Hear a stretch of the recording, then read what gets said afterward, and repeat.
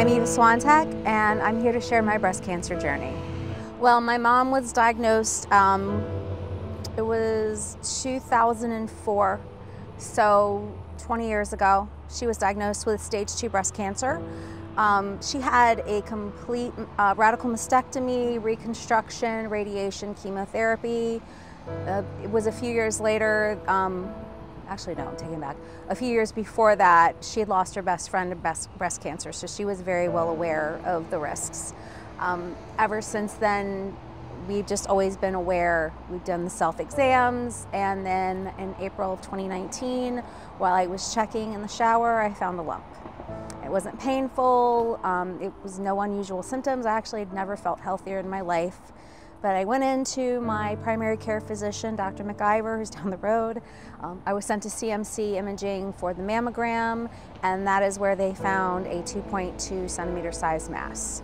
I kind of knew at that point because I had been so aware of symptoms and people's history in the past, but I was holding out hope. It wasn't what it was, but I knew. And as long as I had some type of hope, catching it early was the biggest factor for me. It was hard. I have 2 kids. One was about to graduate with her associate's degree. The other one had just graduated high school, and I didn't want to burden my family. But at the same time, I knew that I was going to need their love and support, and they were there. I had to sit and do a lot of homework, and fortunately and unfortunately, I had a lot of time stuck at home to kind of read through. I joined a few Facebook support groups of women who had breast cancer, and then also ones that had my particular type of breast cancer, which was triple positive. It gave me an idea of what to look forward to. Some things have radically changed, even from the time that some of the support group members went through treatment, the time that I went through treatment, and even now.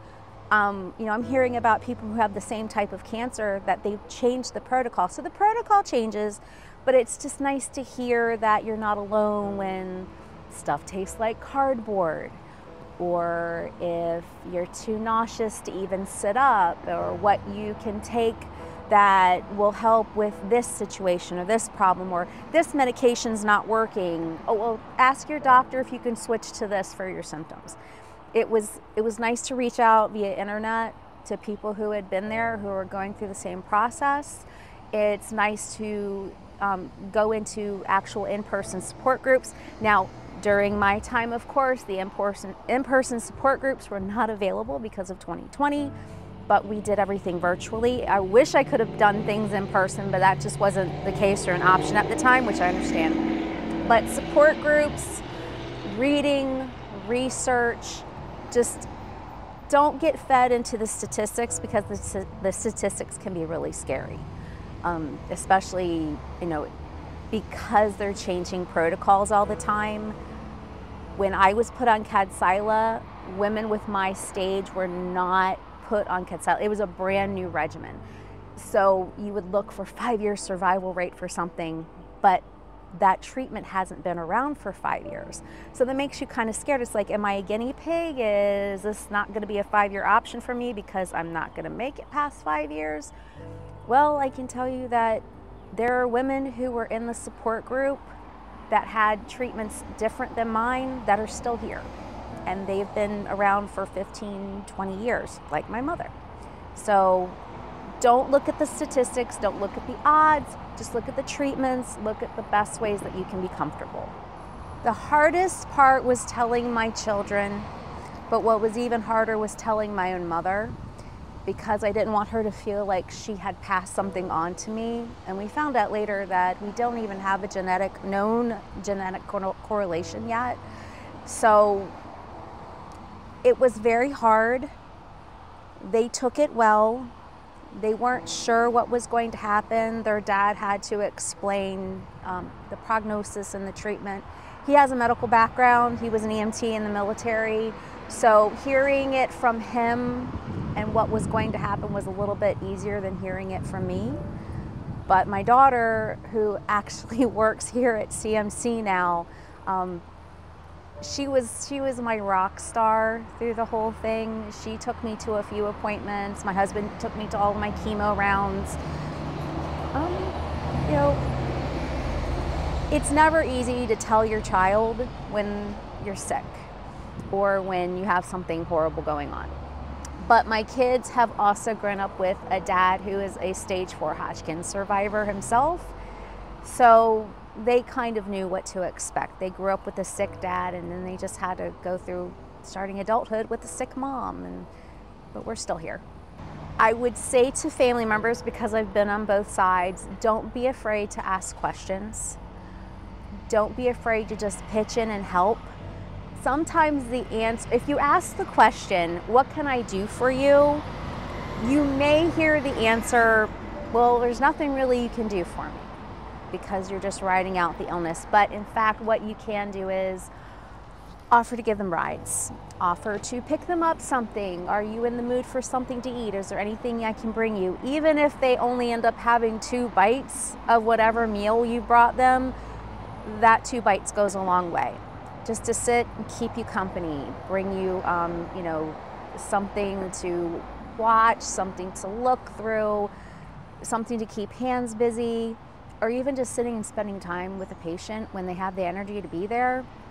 That makes all the difference, because the 6 months of active chemotherapy for me was extremely lonely. I always like to joke and tell people that I was innovating isolation and lockdown a year before everybody else.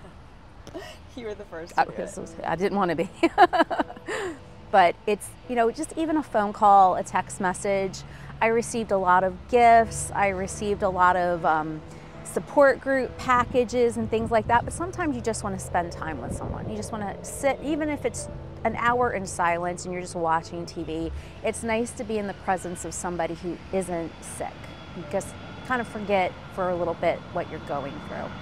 Every week, every month can make a difference in your staging factor if you, heaven forbid, have a cancer.